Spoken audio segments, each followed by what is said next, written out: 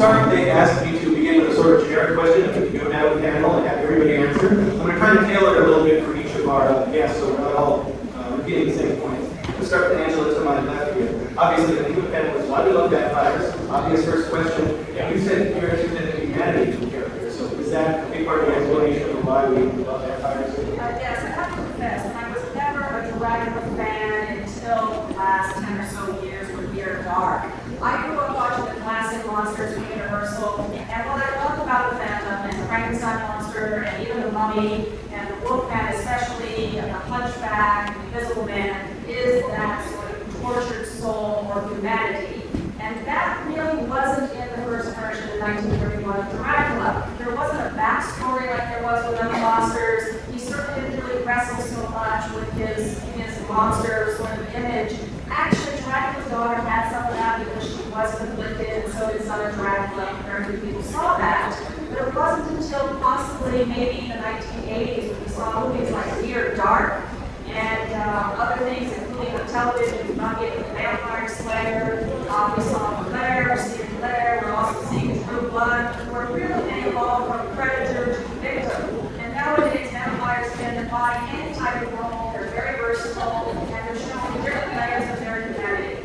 Thanks. Okay, now, same general question, but I want to ask you, in terms of literature, since you own a bookstore, you must have people coming in who love vampires and want to recommend books.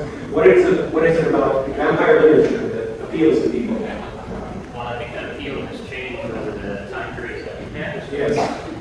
Certainly, the big appeal right now started happening about the Laurel K. Hamilton time. And when I started seeing some book covers turn into audio covers. And then the teenagers and the young teens picked up on the Twilight series, of course, and you had a whole eternal love thing brought in. I think that really changed the face of vampires. It took it out of horror and moved it more into the romance, and in some cases even the erotic too. I think most of the people who are really into horror, who are adults now, have moved out of vampire for a while, waiting for that cycle to come back around. Let's look at more specifically, since you just done the annotated Dracula, maybe you can explain why we love Dracula 400 years after he first made his appearance in Silver Novel. It's a complex question. I think what interests us most about vampires in general and Dracula in particular is death. These are creatures that have figured out how to either come back from being dead or to not be dead. And that's something that some of us think sounds attractive about in the long run. It may not be, but I think that whole subject of death is one that we've seen for thousands of years, especially in man, blood, and passion. Dracula himself, what interests me about the book was to go back and see the real source as compared to the distortions that have happened in so many films and later versions.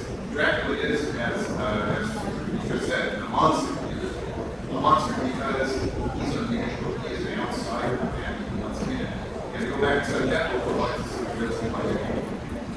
And Jay Gordon Melvin, maybe you could answer a little more broadly, since you did the Vampire Encyclopedia. What is it about vampires in general that appeals to us? You take a different medium and different films or books.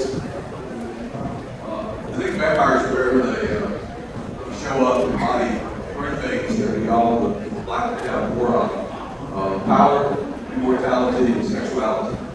They have those characteristics that which are particularly wacky in young people, or just young people feel that they like those the most. And the older we get, we shift a little bit from sexuality toward power in our mature years, and we really mature, start getting gray hairs and immortality. And vampires offer a particular form of immortality. It's not the kind of Greek immortality that really is forever and ever, but much more an extension of life. So that while we may not believe that we'll go on forever, we can believe that we'll go on for a millennium or two.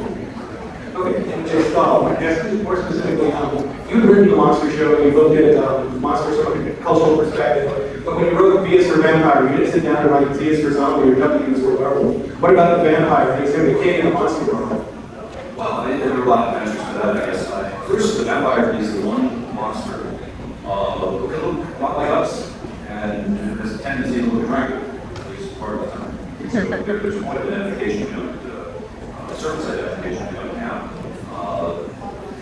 I think on the base level, though, the vampire revolves around the idea of blood, and blood is probably the ultimate human symbol that has so many meanings. I mean, it signifies life, it signifies death.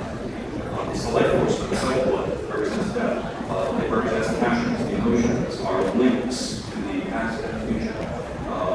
Hard to find, a symbol that does that much, and that might involve that. I think that gives it a special fit.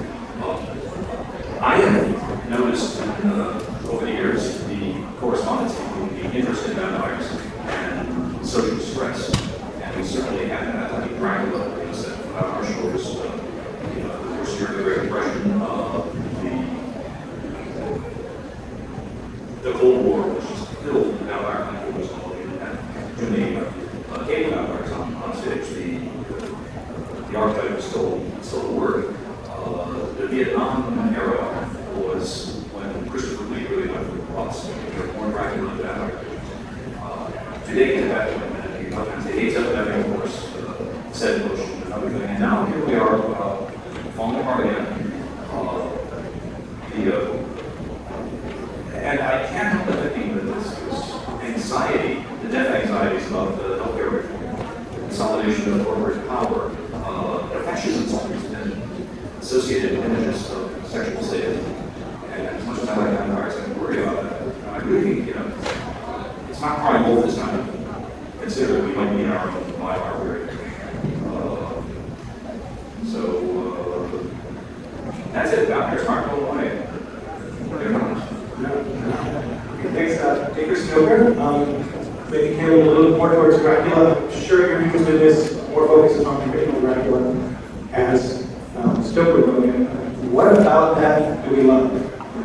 Well, I first want to say, Steve, I'm really humbled to be sitting here on this panel with folks that are far more entrenched in the genre than I ever was growing up as a Stoker. It really was not that big a deal.